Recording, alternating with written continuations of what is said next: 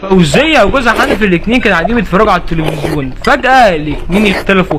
فوزية عاوزة تتفرج على المسلسل وحنفي عاوز يتفرج على الكرتون.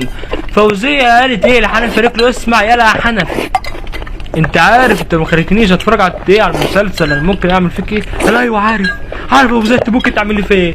بس انت بدك فوزية مش عارفه انا ممكن اعمل ايه، انا رخ. قال لكم هتعمل ايه يعني يلا يا حنفي؟ الله اه صحيح انا ممكن اعمل ايه؟ انا ممكن اعمل ايه صحيح؟ اخش دلوقتي المطبخ واعمل شويه فشار ونقعد انا وانت ايه ناكله واحنا بنتفرج ايه على المسلسل. قالت له لا يا ظريف انت دلوقتي هتنزل ايه تجيب كرتونه بيض.